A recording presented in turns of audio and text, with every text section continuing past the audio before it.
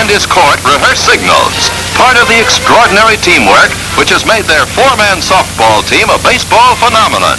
Here, pitcher Eddie Feigner shows the bewildering technique with which he strikes out an average of 17 batters per game. Playing against capable nine-man teams, Feigner and his three teammates have won 378 games while losing only 56. Feigner says he can pitch 2 full games without throwing the same pitch twice. While barnstorming around the country, Feigner pitches every day, sometimes in both games of a doubleheader. Pity the batter who never knows when or from where the ball is coming.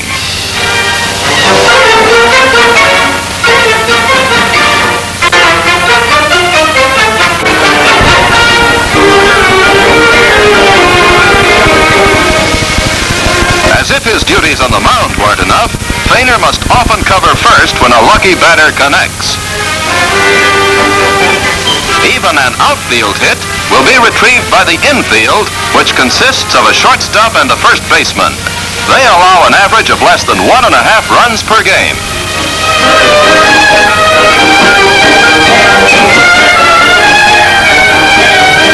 Maybe Feigner looks like he isn't going to try a pickoff play, but watch him.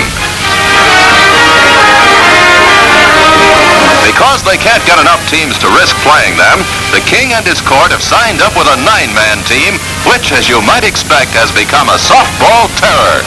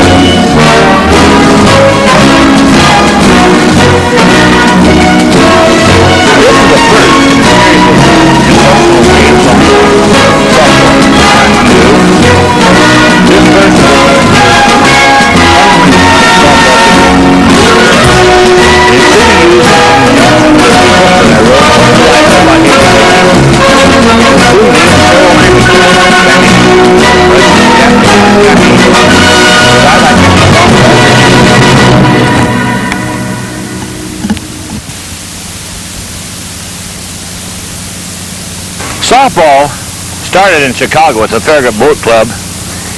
They wrapped up a boxing glove and hit it with a broomstick handle.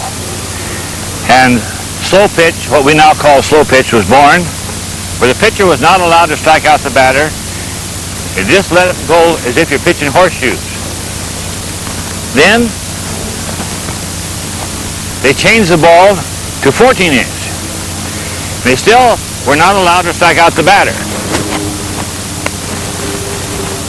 So we went to what we now call softball, the 12-inch softball, but they were still not allowed to strike out the batter. With the ball being smaller, they hit it farther, so the pitcher started throwing it with more speed on it, what we call modified slow pitch. Then it went to what we call orthodox. And the pitcher was not allowed to wear a glove to hide the ball in, so to keep the batter from seeing how you held the ball, you had to have some way to cover it. Well, the pitchers that pitched orthodox would go like this. But we started throwing slingshot,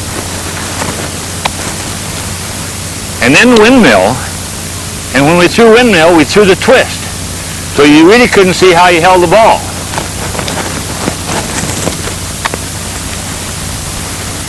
Well, by now, the game started speeding up, and we were allowed to wear a glove.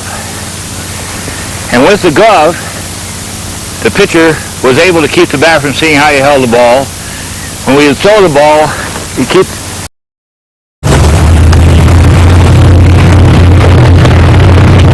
Let's get ready to play ball. Come over to the bench and I'll get my jacket on and we'll talk about some equipment.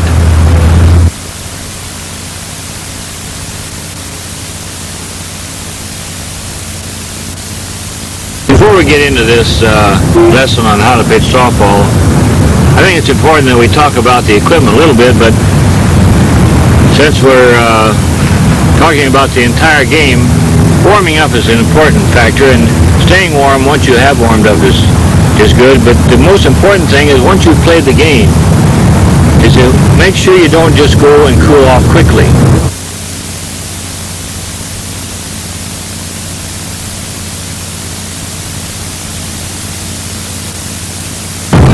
Now we get down to my favorite glove here, my red, white, and blue glove that is sort of my trademark. You can't use one of these in your league because it's illegal. You have to use one of these brown ones or a darker. They have some laws about the white might distract you. The pitcher could use that some way to keep you from seeing the ball better. So they make you use a solid covered glove. And when you do use a glove, make sure you have a glove that does what it's really supposed to do for a pitcher. And that's to be large enough to cover it when you're trying to hide the way you're holding the ball from the batter. And this is one of the largest you can get. It's got my name on it. Made by McGregor, and this is important when you're playing the ball game, not so much to field the ball, but to hide the ball from the batter.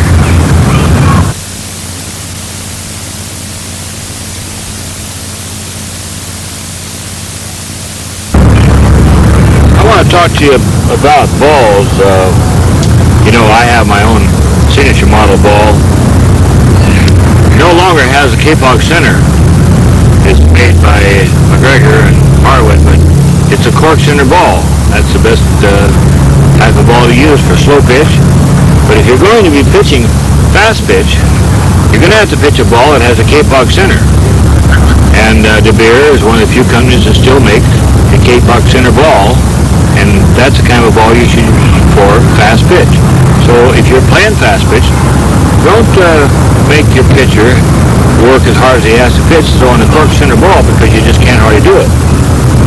If you're young and you would like to play fast pitch, you no longer want to play lob ball or modified, you want to learn to throw windmill and slingshot, you're probably having trouble holding on to a 12-inch ball. Well, use an 11-inch ball. That'll hold. You can be able to grip the ball much better, and you'll hold it much better, and be able to learn the delivery, so that when you do get a hand that's a little bit stronger and larger, you can hold on to the 12-inch ball. I don't think they'll ever play much of the night ball they used to play in California. That's a 13, 14-inch ball. It was a tough game to play, but they do still play an awful lot of 16-inch ball in Chicago, the Windy City Leagues, and this is, well, that'll be fun to swing at that. You couldn't miss it, but that's the whole idea. It's a technical game. You can hit anything you want to, but how you play it is another story. But no matter what you do, whether you're playing with 11-inch or a big 16-inch, just make sure that when you do warm up and wind up, that you do it slowly, and when you get all through, cool off slowly.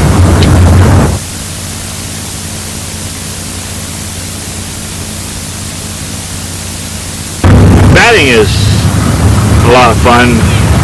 Big part of the game. Get up there and get a long hit. And I still believe that you can hit better with a better average if you're using a wooden bat. But a wooden bat has life to it. It has a little spring in it. Some of the metal bats do too, but some of them are just another piece of pipe. So when you pick out a bat, see if you can't get a bat that has a little life in it, feels like it has a little give. It may not. It needs to have something inside it, just a stern, solid piece of iron put together.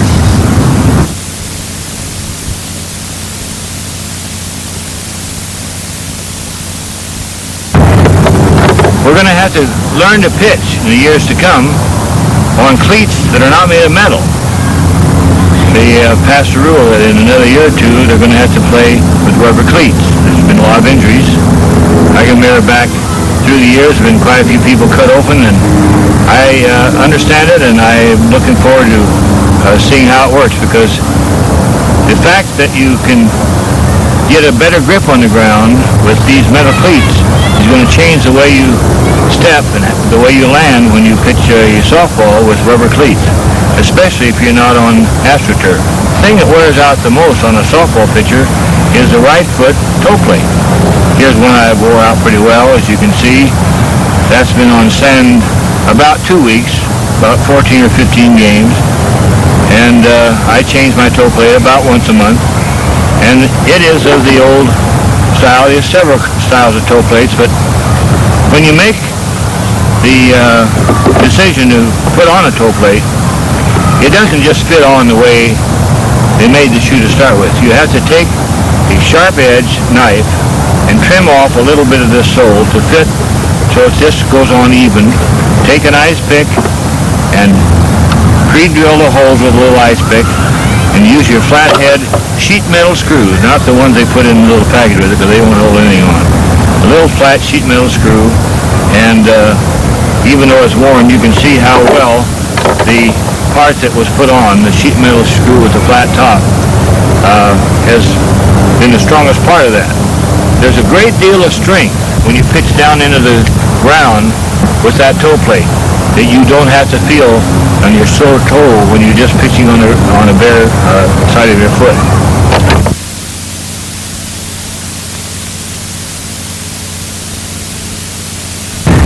I think it's important to have shoes that fit you and a uniform that fits you. If you're lucky enough to have a sponsor that has given you a nice uniform with a new expanded type of cloth that has the modern feel to it, they aren't baggy like they used to be, and should fit you well. And if you can't, take a little attention, because you can hurt your fingers when you're pitching the ball, picking up a piece of cloth on your pants as you throw by.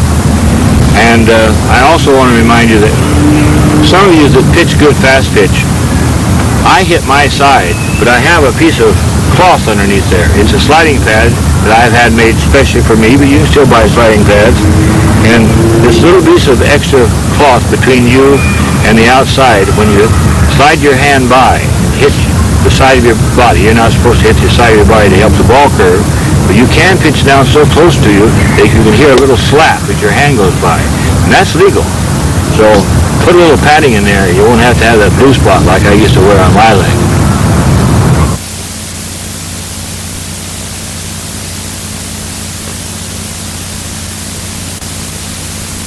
Now that we're ready to go practice, let me show you something that's been helpful to me.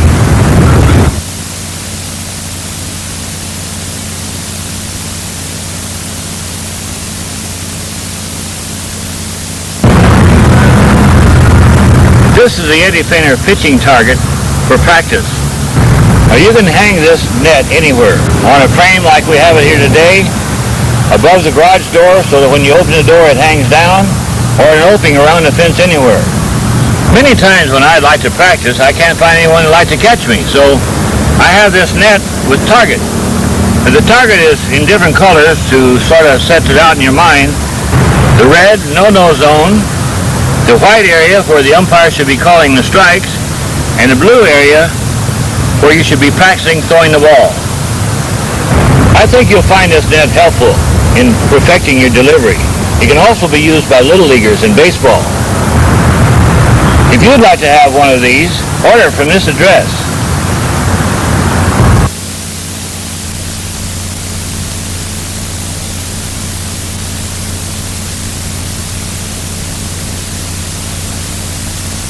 Now let's get down to work. We'll go out to the mound.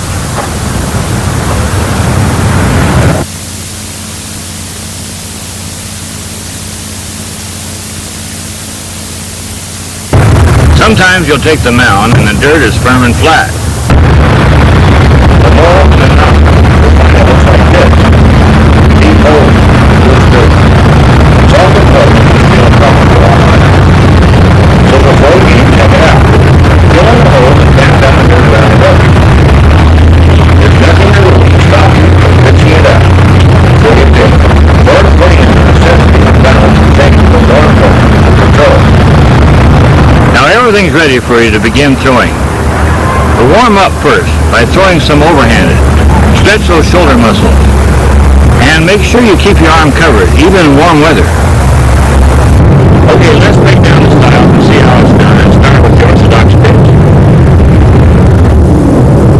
The ball is held with the first two fingers, like this.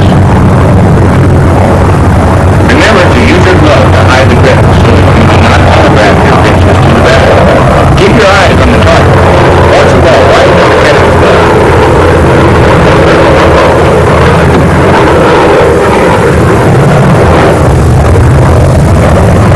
The orthodox pitch, like the slingshot, is from the side.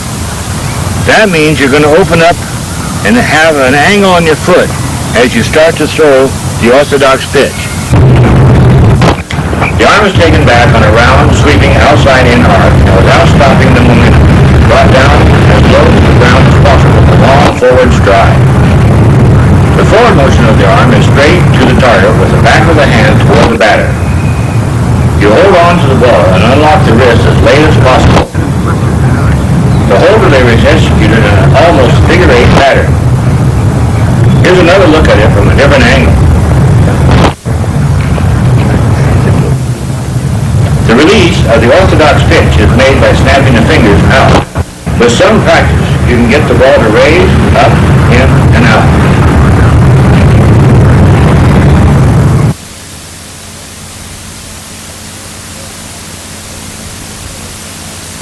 To throw a drop, the hand must be turned over with a hard snap at the last second with the back of the hand toward the ground.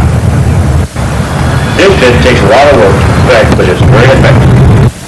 A changeup is thrown with an exaggerated coiling of the wrist. A little shorter stride and a quick release so the ball dances to the plate. Here's another slow motion view. Follow through is natural and you should be in position to feel the ball.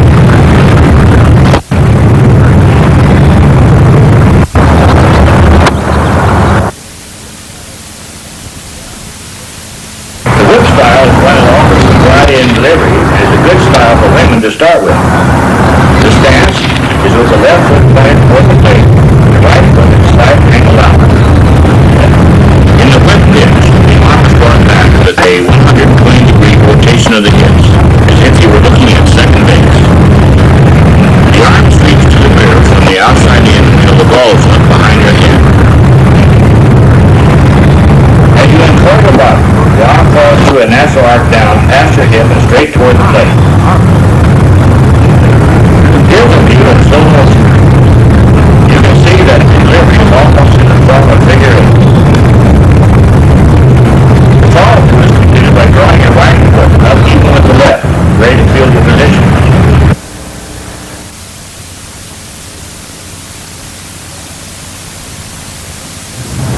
The drop is thrown with the thumb turned over toward the ground and with a shorter stride. Think of yourself throwing the ball off the fourth finger with a grip like this. Here's another slow motion view.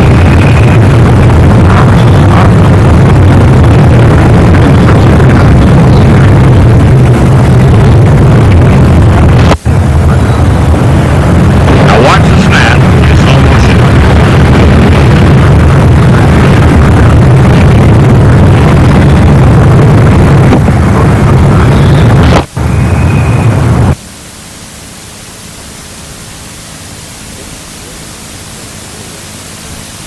Basic raised pitch delivery is by holding the grip like this, so that the ball is held on the horseshoe, and when it's delivered up over the thumb, it comes out like this.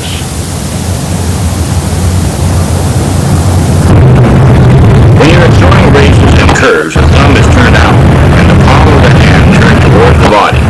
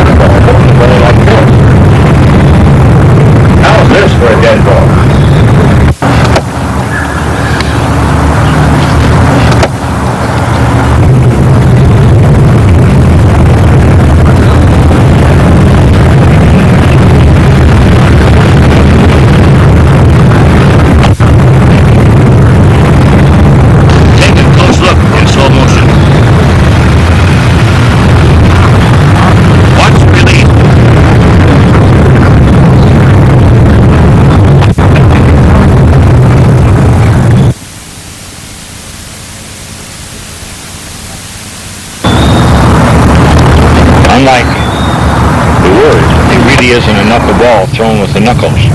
It's thrown with the end of your fingers. And you let it go with a stiff wrist so that it comes out without spinning.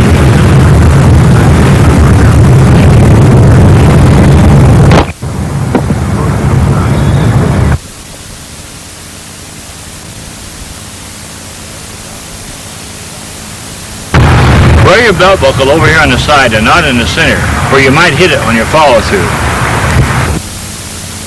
In the slingshot delivery, the ball is brought straight back on a line from the plate as the hips rotate back about 45 degrees. The arm goes back on this arc till it is way up over the head.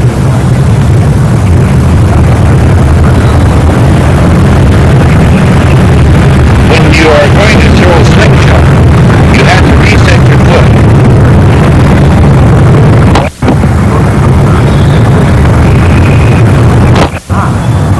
Here in slow motion, you can see the extra distance the ball travels on the forward swing.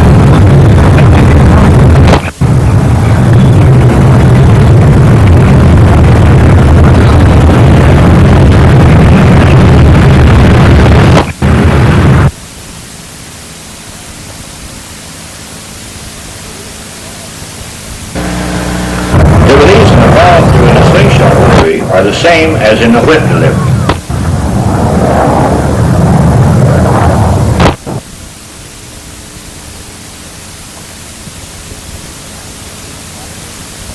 To get a straight ball, which is not a raise or drop, you throw a spinning spiral.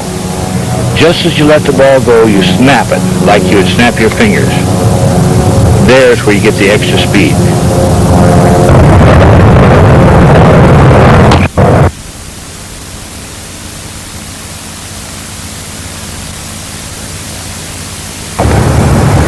The slingshot drop allows the ball to be thrown with two fingers. It would be what we would call a crossfire drop. And you throw the thumb toward your body and let it go off in your fingers in sort of a crossfire motion like this instead of a drop.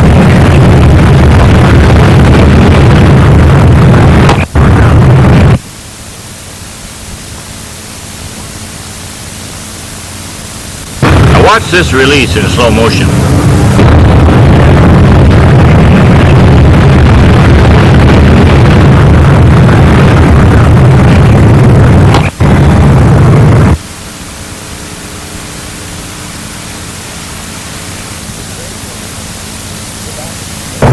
The straight raise is about the same as windmill, with the horseshoe of the ball and the seam. You get your thumb out of the way and come up underneath so that the ball goes over the top of your thumb. Look at it from this angle.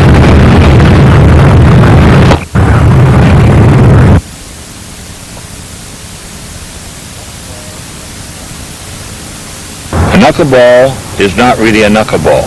In softball, you hold it out on the end of your fingers like this and let the ball go all at once. To change a pace, you flatten your hand out and still hang on to the smooth part of the leather and let the ball go out of your hand without letting it spin.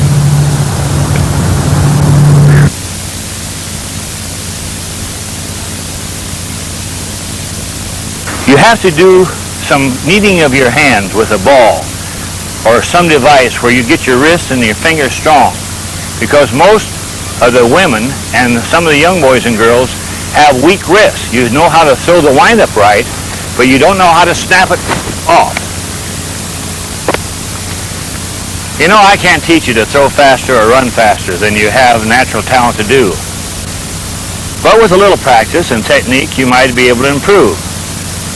But it's like Bobby Feller used to say the last years he was in baseball. He still threw as hard as he used to. The ball just didn't go as fast.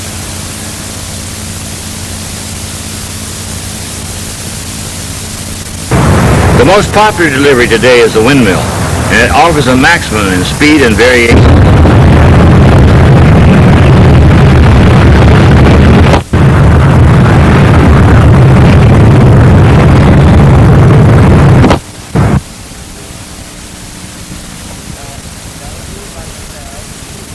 Now, some of you would like to have the instep of your shoe on the edge of the plate.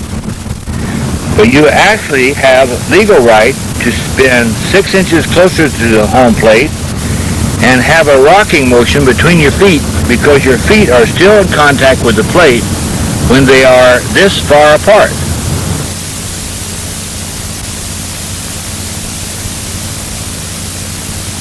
I'd like to address myself to the furor that's been caused in many World Series with the pitchers being called for illegal pitches for what we call crow hopping. Technically speaking, that's a form of legal cheating. If you crow hop a couple of inches and you just drag your foot, you can get away with that. But as time went on and they moved the pitcher's mound back to 46 feet, men who weren't large and didn't have a lot of strength got a little more power by crow hopping. You don't need to do that because that's not legal.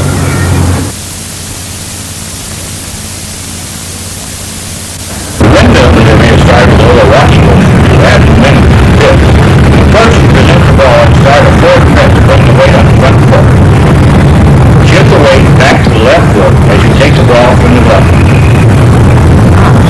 When your arm reaches the top of the arm, stride forward with your left foot.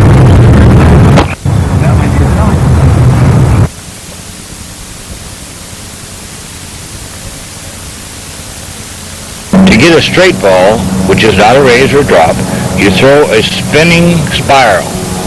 Just as you let the ball go, you snap it like you would snap your fingers. Here's a look at it in slow motion.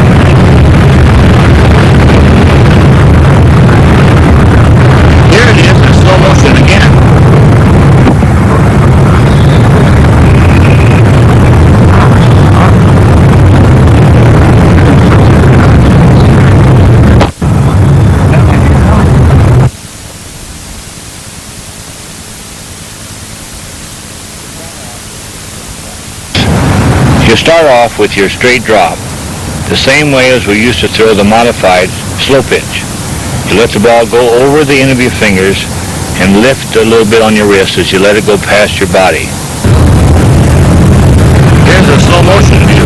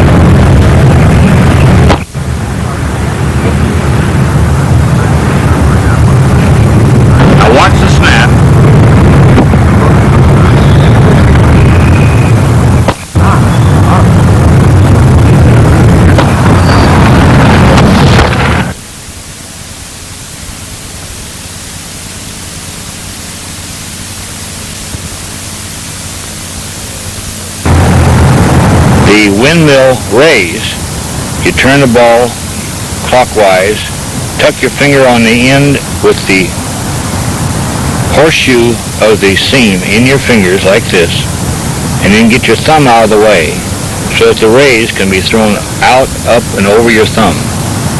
Finish underneath.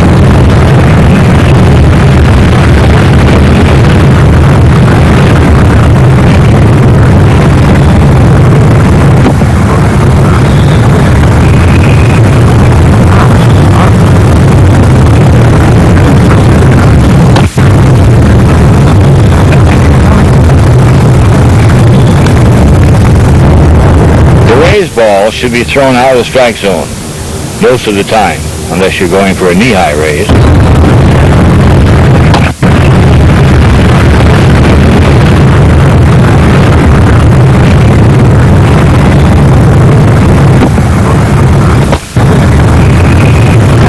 The straight raise off the horseshoe only means that you're getting it farther out over the finger. If you turn it in your hand, it becomes an out raise, and later I hope that you'll learn enough to throw what we would call a curve out or a spinner, like this.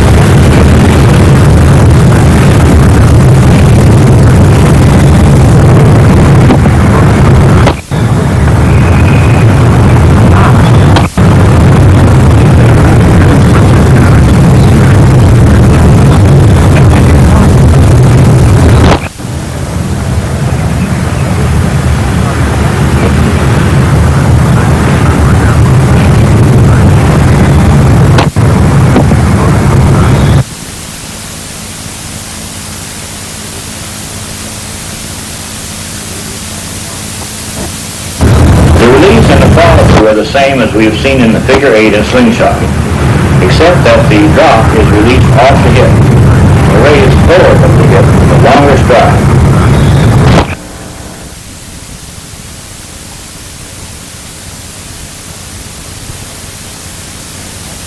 The change of pace, or the knuckleball, is thrown off of the smooth part of the leather, so that the knuckleball, which is really not a knuckleball, but at the end of your fingertips ball, can be launched without spinning it out of your hand fast. Here's a pitch that we can show you in slow motion without adjusting the camera. This knuckleball really works.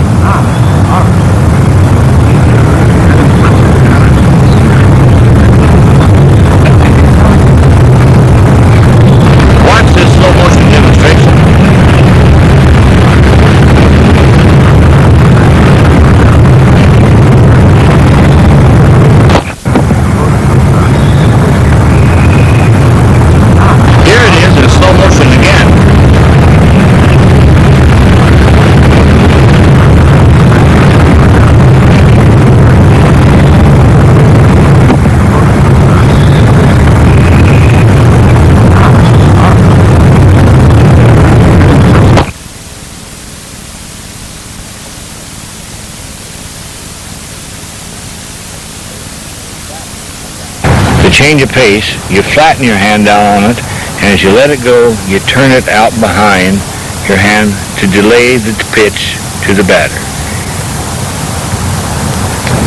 And there's another way you can throw the change, letting the batter think it's going to be a fast drop, is letting it go open and let everything go at once.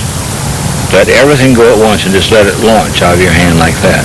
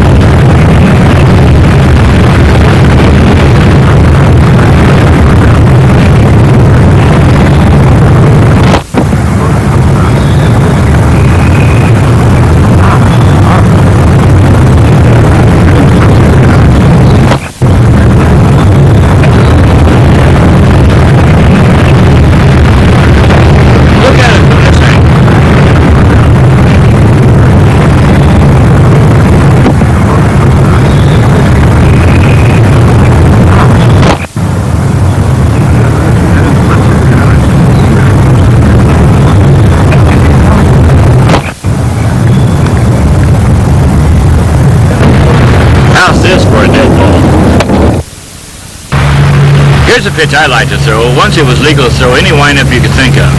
It's called the whirligig. It happens so fast that the batter doesn't see it coming.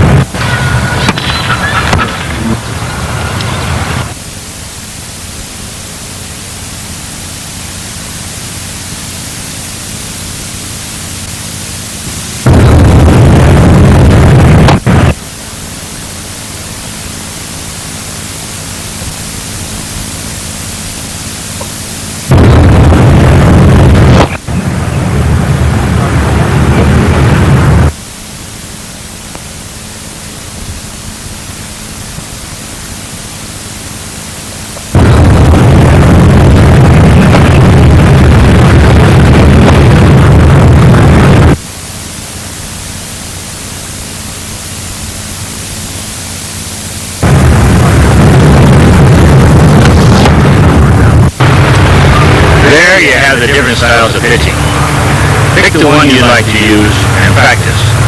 Throw a ball of yarn into a mirror to check your style, especially if you change your pace. Remember, practice does not make perfect, it makes permanent. Good luck.